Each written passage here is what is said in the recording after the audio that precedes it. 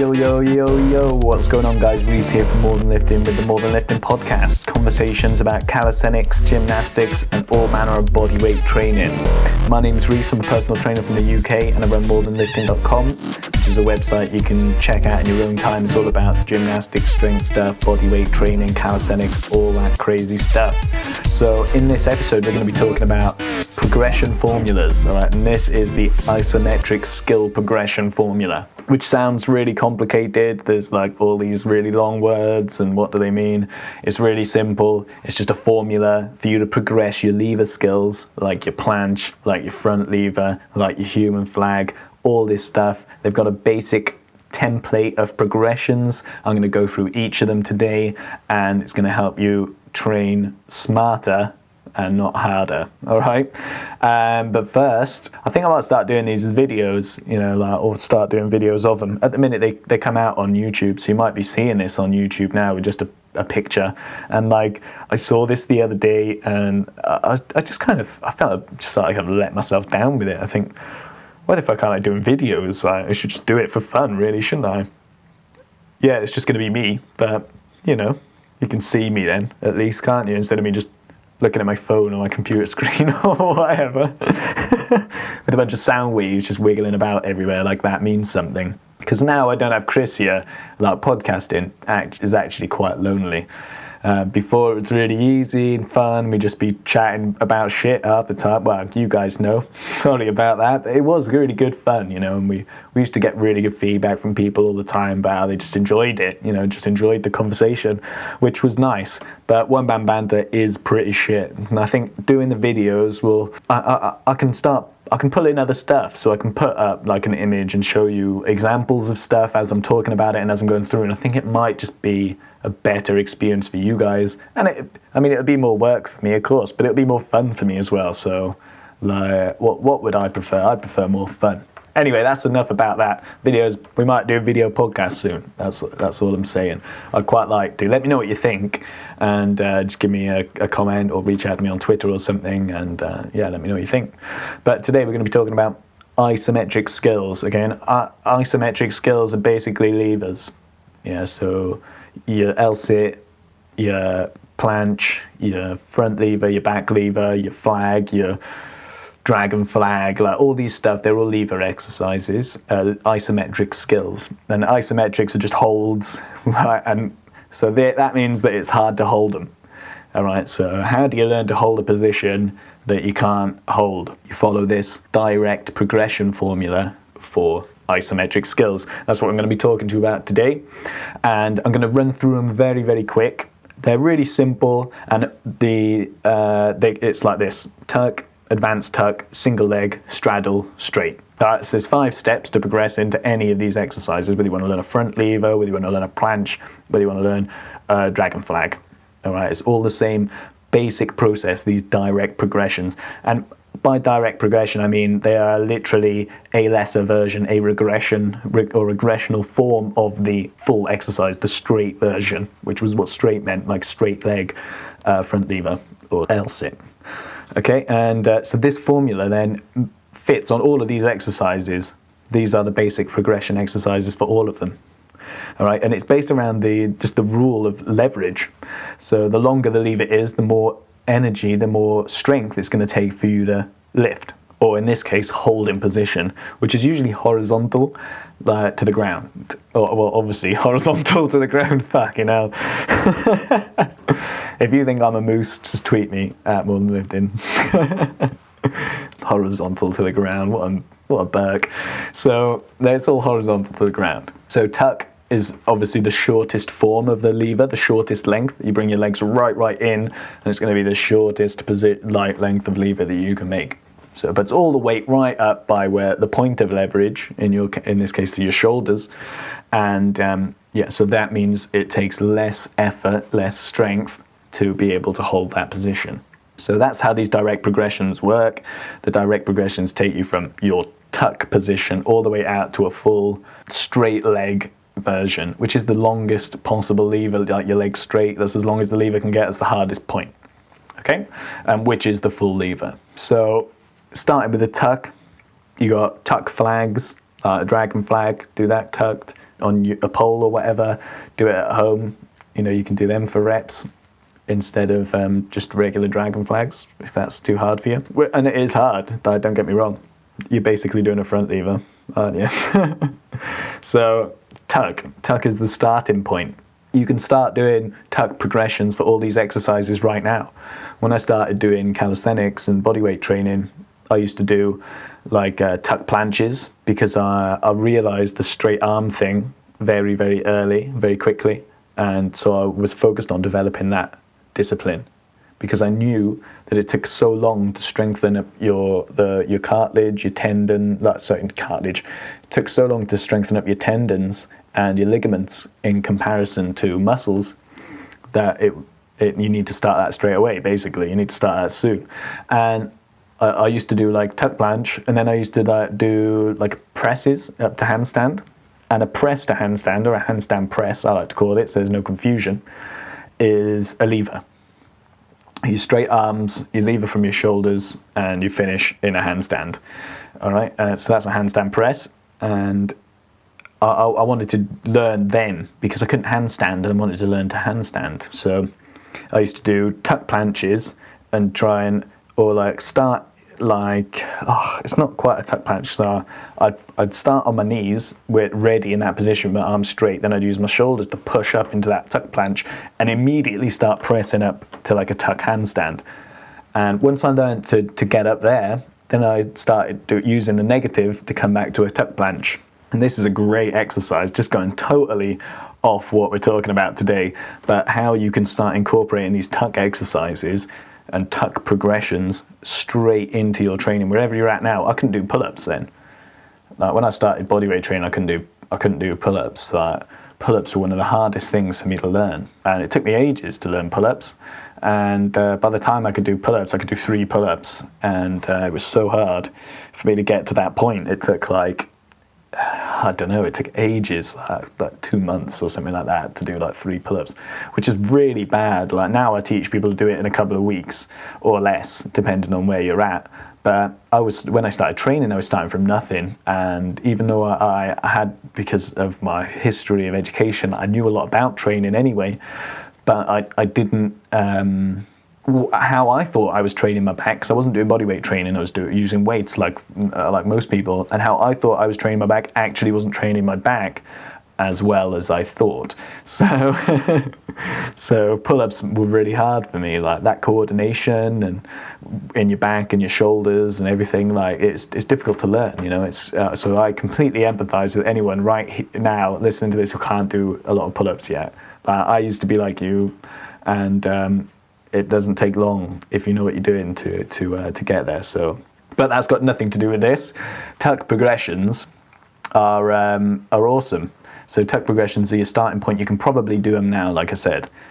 Like regardless of where you are in your training, you can probably do a tuck variation of some exercise, like a tuck front lever. That's a really good starting point. Tuck back lever, not such a good starting point, all right, because you kind of need to do a tuck front lever to be able to do it, but also you need to be able to do a German hang.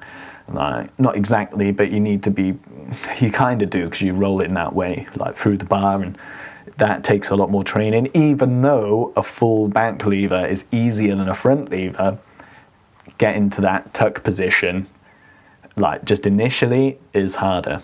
All right, and that's because you need to do a tuck front lever to get through anyway, you know what I mean? Or you need to swing up and through, and like, why would you be swinging in your training at all? Like a swing and training, they're that's an oxymoron. Those two don't go together. Yeah. So tuck, anyway, you can probably do loads of tuck variations of levers and stuff now.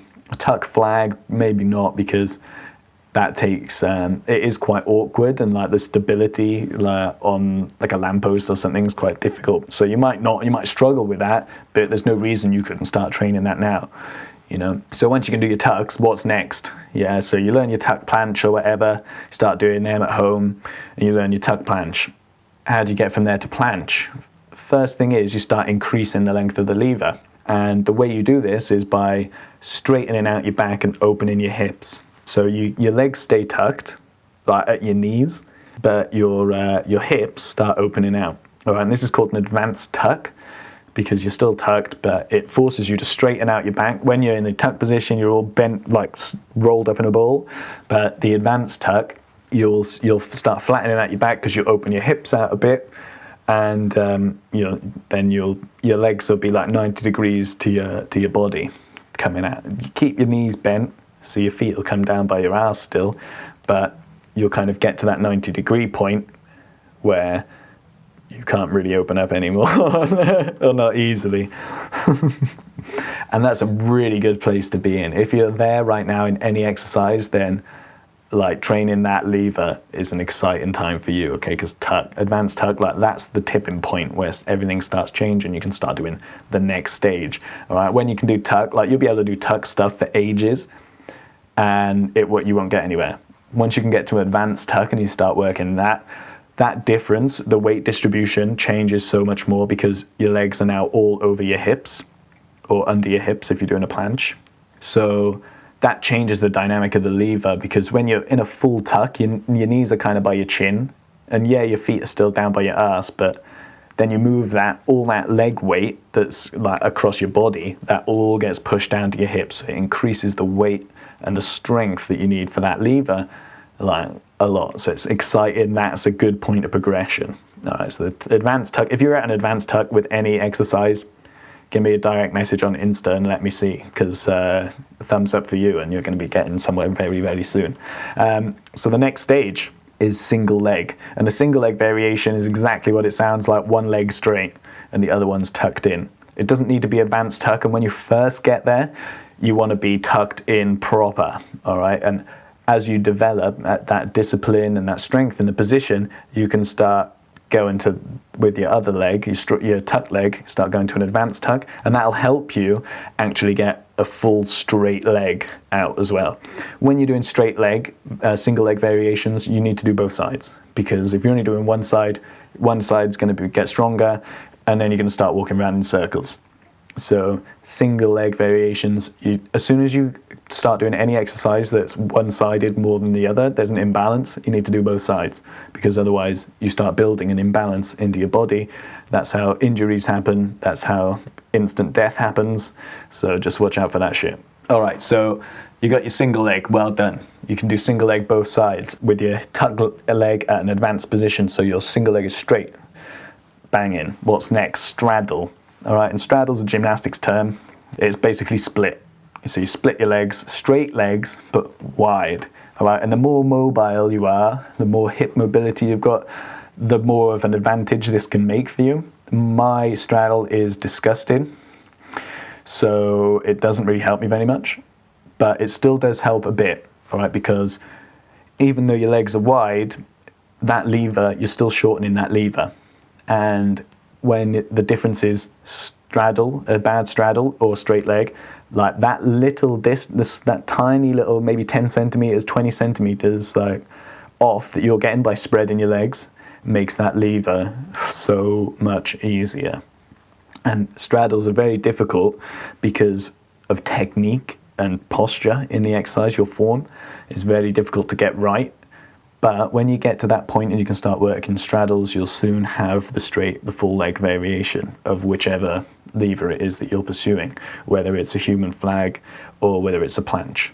Unless you can straddle like a god. If you can do like the splits, then you'll straddle, but you basically should just skip that and start just trying to close up your hips a little bit so you can, so you're not straddling it's basically an advanced tuck then, isn't it?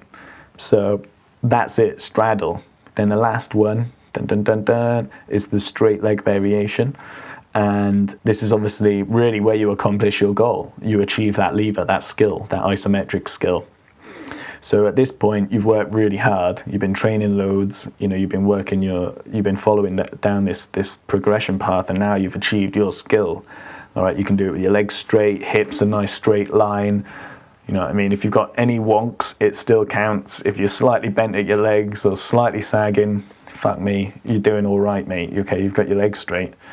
All right. Yeah, in a month, I'm going to be telling you that you need to work on your technique. But for now, like, just thumbs up. Well done. You know what I mean? Like, because all these, I stress that all of these skills are inevitable. if you follow these progression formulas and stuff like that. But like, it still takes a lot of work, and it's only inevitable if you put in the right work in. And so if you get in there, then props to you, mate, because that's awesome. So yeah, the straight progression, it really is just the finish. It's when you're working on your technique and your form. You can get your legs straightened together, but you're probably a little bent up or a little wonky, or you probably need to raise your hips a little bit. Like, that's a big one, especially in the front lever, where you start like sagging and you're basically doing like a hanging L-sit. Yeah, so straight leg is the final stage of your direct progression formula. And yeah, when you get to that point, you fucking rock. You're awesome. And you should definitely reach out to me on Instagram then with your bragging rights, because you deserve it. And I'm going to give you positive support, and you should definitely have someone cheering for you when you've just achieved something new like that, because it's hard and it's fucking cool. All right, so yeah, I support you, man. Reach out to me. That's it. Anyway, this is the isometric skill progression formula, the direct progression formula. All you're doing is shortening the lever, and then as you get stronger, you're increasing the length of the lever over time and distributing the weight right down towards the end of it. When you get to the full level, you can start doing ankle weight front levers if you want. You can start doing dynamic variations, which is where you take the skill and you start moving, usually your legs. Like, you start doing flutter kicks or bicycle kicks, or you start moving your arms as well. You start doing front lever pull-ups. That'd be awesome. If you can do them, hit me up on Instagram or Twitter, because I'll give you a thumbs up for that too.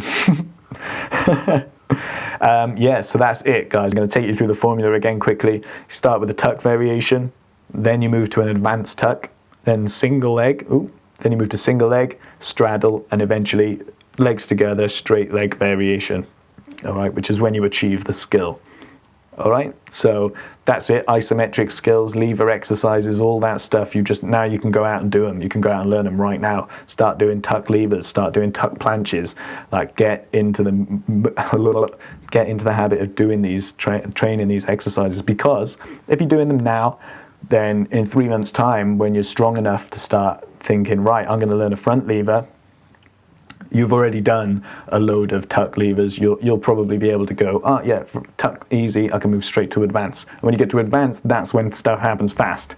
Remember that. So start doing these tucks now, because why aren't you training them? You might as well. Like, it's really good training. Isometric training, yeah, people don't respect isometrics enough. That's a third of your movement, your basic movement patterns. Like, so doing these levers and stuff, they're great, just general training, and they're going to help you tighten everything up. So isometrics are awesome. Anyway, guys, if you like what you've heard, give me a little subscribe, share us with anyone who you think will benefit from learning about this stuff, or who's trying to learn this stuff and just needs a few pointers, or just you can just reach out to me if you want and just give me a message. So just do that, or tell your mates just to give me a message, because that'll be all right. I'll talk to them. At More Than Lifting anyway, if you want to reach out to me on the socials. Don't forget to subscribe, like I say, to get more of these. Do them twice weekly. And if you've got any questions, reach out to me at More Than Lifting, Twitter, Instagram, DM, whatever. Otherwise, if you're ready to turn your training upside down, go to morethanlifting.com/12 weeks and join the 12-week mastery program. Right, it's intense, it is hardcore. It's 3 months of hardcore training. Like, this is not for pussies. If you want to change the way you train forever, go over there and get involved, and I will catch you on the inside. I'll see you on the inside. I'm there with you, taking you through this journey. Otherwise, guys, I'll catch up with you in a couple of days. Keep in touch with yourselves, and